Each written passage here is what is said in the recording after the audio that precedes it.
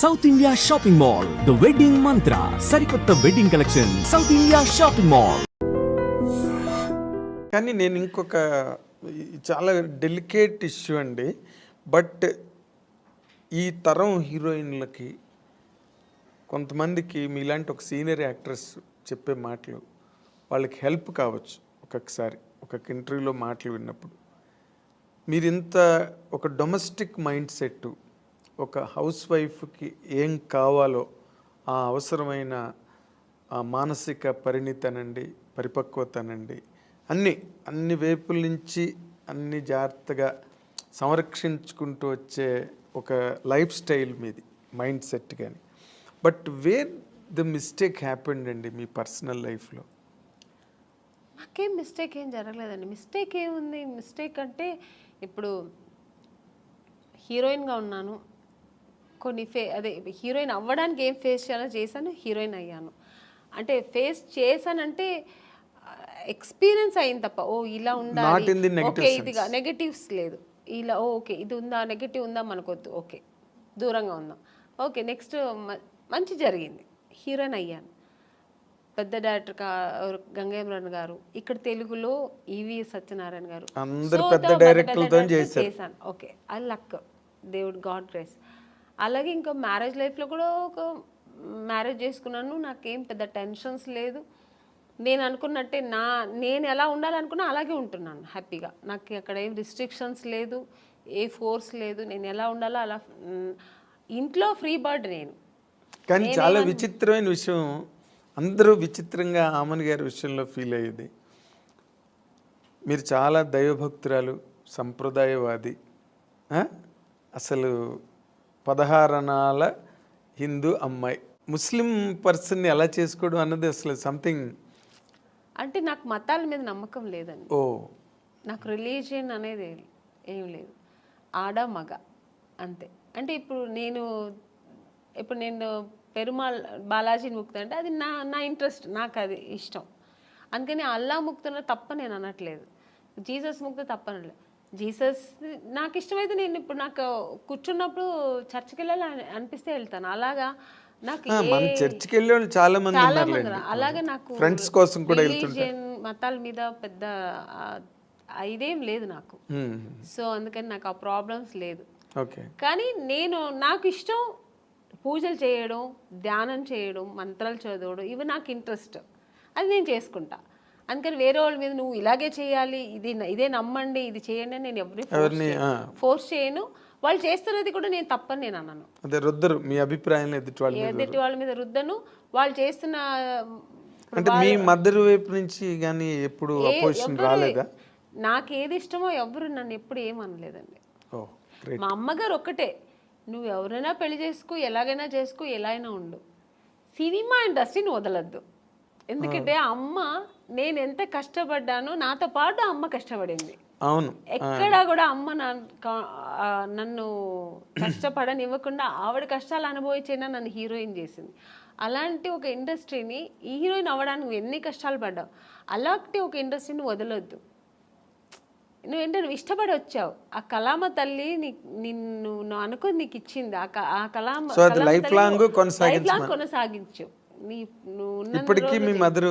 నాతోనే ఉన్నారు ఇప్పటికీ. మీరు ఇంటికి ఎప్పుడైనా సడన్గా వెళ్తే కూడా నేను చెప్పలేదు, ఎప్పుడు సడన్గా వెళ్తే మా అమ్మ ఒక టీవీ ఉంటుందండి ఎప్పుడు. ఆవిడ ఇప్పుడు రిలాక్స్ అయిపోయింది కదా, ఎప్పుడు ఆ టీవీలో ఆమెని సినిమా, ఆమెని ఇంటర్వ్యూ, ఆమెని సాంగ్స్, ఇదే పోతుంటుంది అంతే. ఆవిడ అది నేను అంటే నీకేమైనా పిచ్చి పట్టిందమ్మా, ఎప్పుడు నాదే చూస్తున్నా, అసలు నాకు విని నాకు విసిగెత్తింది, వేరే ఏదైనా పెట్టమ్మా అంటే. అలా అమ్మ చాలా ఇష్టపడుతుంది, ఆ ఫీల్డ్ని ఇష్టపడుతుంది, నేను చేయడం అనేది ఆవిడకి అంతకంటే ఇష్టం. సో అందుకని నన్ను ఎప్పుడు అమ్మ అనేది, షూటింగ్ వెళ్తానంటే నాకంటే ఎక్కువ సంతోషపడేది మా అమ్మాయి ఇప్పటికీ. అంటే మీరు షూటింగ్ వెళ్తున్నావమ్మా, ఓకే ఓకే అంటారు, అదే ఆనందం. బికాజ్ మీరు పడ్డ కష్టానికి దొరికింది అంత సక్సెస్ దొరికింది. ఆ సక్సెస్ ఇప్పుడు అలాగే ఉండాలి, ఆ ఇండస్ట్రీని వదలొద్దు అంటుంది అమ్మ. ఎగ్జాక్ట్లీ. అంటే ఇప్పుడు మీరు ముస్లిం పర్సన్ చేసుకున్న కారణంగా ముస్లిం మతం తీసుకోవడం అలాంటివి ఏం చేయలేదా మీరు? ఏమీ లేదండి. నేను ఎలా నేను ఎలా ఉన్నానో అలాగే ఉన్నాను. అలాగే ఉంటూ ఉంటాను. నాకు ఏది అలాంటి ఒక ప్రాబ్లమ్స్ ఏమీ లేదు. గొప్ప విషయం అది. ఎప్పుడు లేదు, ఇప్పుడు లేదు, ఎప్పుడు లేదు. ఎందుకంటే చాలా మంది వెంటనే ముస్లిం మతం తీసుకుని, అంటే ముస్లిం అని కదా, ఏ మతం వాళ్ళని చేసుకుంటే నేను అలా ఉంటే అసలు నాకు అలాంటి కాంట్రవర్సీ నాకు ఫస్ట్ ఆఫ్ ఆల్ నచ్చదు. ఇలా ఉంటేనే అలాగా ఫోర్స్ అసలే నచ్చదు నాకు. ఓకే. నాకు ఎప్పుడు నాకని కొన్ని ఎథిక్స్, కొన్ని ఫ్రీడమ్స్ ఉంటాయి. అది ఏ విషయంలో అయినా, ఇది ఒక మ్యారేజ్ అనే కాదండి, పిల్లల విషయంలో కూడా అంతే. ఇప్పుడు నేను పూజ చేస్తున్నా అంటే నన్ను డిస్టర్బ్ చేయకూడదు 1 hour. నా పిల్లలైనా సరే నేను నెమ్మదిగా నేను అనుకున్న పూజ నేను జరిపించేయాలి. అలా అలా అనుకుంటాను, అది నాకు జరగాలంతే. సో ఇప్పుడు ఈ ఇంత లాంగ్ స్ట్రెచ్ ఆఫ్ లైఫ్, అవతల కెరీరు, ఫ్యామిలీ లైఫ్, ఇవన్నీ కూడా ఇప్పుడు ఒకవేళ ఫ్యామిలీ లైఫ్లో ఏదైనా వచ్చిన డిస్టర్బెన్సెస్ని కూడా మీరు అన్నిటినీ ఓవర్కమ్ చేసే మెంటల్గా బాగా సెట్ అయి ఉన్నారండి, లేకపోతే స్టిల్ యూ ఫీల్ ఫస్ట్? ఏమీ లేదు, నాకు అసలు ఏ ప్రాబ్లమ్స్ లేదు మెంటలీగా కానీ. నాకు అసలు ఆ మానసిక ప్రాబ్లం ఏమీ లేదండి. హ్యాపీగా ఉన్నా, ఐఎమ్ వెరీ హ్యాపీ. నాకు మెయిన్ ఫస్ట్ నాకు ఇండస్ట్రీ అండి, నేను ఇష్టపడి వచ్చిన ఇండస్ట్రీ. సో అది హెల్తీగా నాకు ఇప్పటి వరకు నేను వెళ్తున్నా జర్నీ. సెకండ్ నా పిల్లలు, నా ప్రపంచం ఇదే, నా ప్రొఫెషనల్, నా పిల్లలు, ఇది నా ప్రపంచం. దీని తర్వాత ఏదైనా ఆలోచిస్తాను, దీని తర్వాత సెకండరీ, ఇంటికి సెకండరీ. నేను ఇక్కడ వస్తే నా ప్రొఫెషనల్ ఓన్లీ, నేను ఫోకస్ దీంట్లోనే ఉంటుంది. ప్యాకప్ అంటే నెక్స్ట్ ఫ్లైట్ ఏది ఉంటే వెళ్ళిపోతుంటా ఇంటికి, ఎందుకంటే నా పిల్లలు వెయిటింగ్ అక్కడ, ఎందుకంటే వాళ్ళు చాలా మిస్ అవుతుంటా. అవును. సో జయసుద్ గారు కూడా 6 రోజులే ఎట్ స్ట్రెచ్ షూటింగ్ చేసి మళ్ళీ 3 days బ్రేక్ తీసుకునేవారు. నేను బ్రేక్ తీసుకోనండి, నాకు బ్రేక్ వస్తుంది. ఇప్పుడు వచ్చింది అనుకోండి, ఇప్పుడు 3 days బ్రేక్ వస్తుంది, వెళ్ళిపోతా. ఫస్ట్ నా పిల్లలు వాళ్ళు నా కోసం వెయిట్ చేస్తాను, మమ్మీ మమ్మీ అని ఎప్పుడు ఫోన్లో, ఎప్పుడు వస్తావు మమ్మీ, ఎప్పుడు వస్తా, ఆ పిలుపుకు వెళ్ళిపోయి ఫస్ట్ ఇంకా వాళ్ళతో ఎన్ని టెన్షన్స్ ఉన్నా వాళ్ళతో వెళ్తే మొత్తం నేను ఇంకా అక్కడ మర్చిపోతాను అన్నీ. వాళ్ళ టెన్షన్స్, వాళ్ళని స్కూల్కి తీసుకెళ్ళడం, మార్నింగ్ వాళ్ళు రెడీ చేయడం, వాళ్ళని స్కూల్ నుంచి తీసుకురావడం, వాళ్ళకి ఏది మంచి కావాలి చెడు కావాలి వండి పెట్టడం, వాళ్ళని బయట తీసుకెళ్ళడం, ఇంకా వాళ్ళ విషయంలో బిజీ ఉంటాను అన్నమాట. చిరంజీవి గారితో చెయ్యాలనుకుని చేయలేపారు లైఫ్లో. ఇప్పుడు చిరంజీవి గారు అబ్బాయి రామ్ చరణ్ అసలు ఇంటర్నేషనల్ గ్లోబల్ స్టార్. అవునండి. రామ్ చరణ్తో చేసే అవకాశం ఏమైనా ఉందా మీరు? ఇప్పుడు లేదు, వస్తే మాత్రం చేస్తానండి హ్యాపీగా.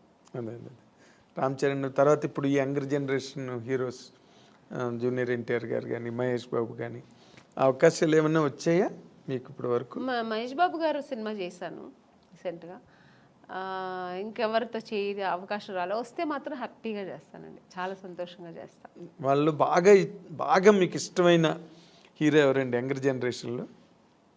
అందరూ ఇష్టమే, ఎక్కువ అనుకుంటే నాకు జూనియర్ ఎన్టీఆర్ గారు అంటే చాలా ఇష్టం. అవునా? ఆయన సినిమాలు బాగా చూస్తుంటా ఇప్పట్లో. అంటే ఎందుకు అంటే ఆయన కూడా బాగా డాన్స్ ఎనర్జెటిక్గా బాగా చేస్తారు. అంటే అందరూ చెయ్యరని చెప్పట్లేదు. ఇప్పుడు రామ్ చరణ్ గారు కానీ, మన మహేష్ బాబు గారు అందరూ ఇష్టమే, కానీ ఆయన సినిమాలు ఏదో కొంచెం ఎక్కువ మాస్ ఎక్కువ ఉంటుంది కొంచెం. సో అదే మాస్ హీరో అందుకని ఆయన ఫస్ట్ ఇది కూడా బిగ్ బాస్ చేసేది కూడా నేను చాలా ఇంట్రెస్ట్గా చూసాను. నేను అవునా? అంత చిన్న వయసు అంత చక్కగా మాట్లాడడం అన్ని చక్కగా స్పీకర్. నెక్స్ట్ ఇప్పుడు నాగార్జున గారిది కూడా బాగుంది, బట్ జూనియర్ ఎన్టీఆర్ గారు ఫస్ట్ టైం చేశారు కదా అలాంటిది ఈవెంట్, ఆయన చేయడం ఫస్ట్ టైం కదా అది. Exactly. So very very nice Amani గారు, చాలాసేపు మా స్టూడియోకి వచ్చి చాలా చాలా విషయాలను మీరు గుర్తు చేసుకున్నారు, చెప్పారు. చాలా హ్యాపీ.